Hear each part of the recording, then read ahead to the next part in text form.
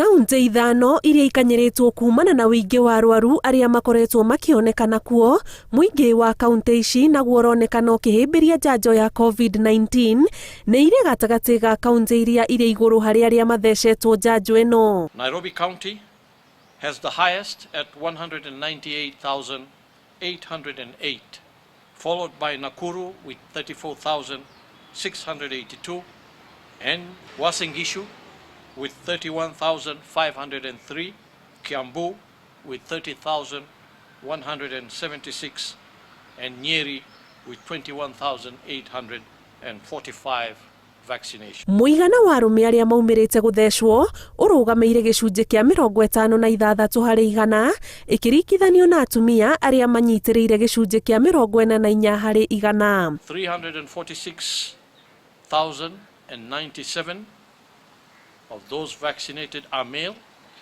269,816 are female. Thirikari iriire muingi njanjo cia kuigana cia gukinyira gicunji kia 30 hari igana kia muingi kiria kiratanywo guthecwo njanjo 2,500,000 igitanywo gukinya guku bururi-ini kuma mweri ukite. There is therefore no need for panic or worry.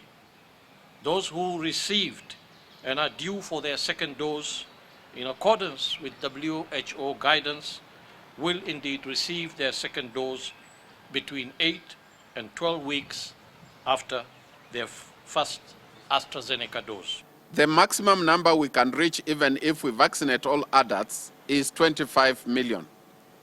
Maybe next year 26 million, because these vaccines are not authorized for use in people under 18. But we may start getting vaccines that can be used in people slightly younger than that. Gukinyiria riu wa Kenya 616 igana rimwe ria 65 niyo mamukirite njanjo ino itina ria mbere na gatagati kao ni arigitani aria makoretwo muraini-ini wa mbere hari bara ya COVID-19, maofitha a ugitiri, arimu undu umwe na muingi.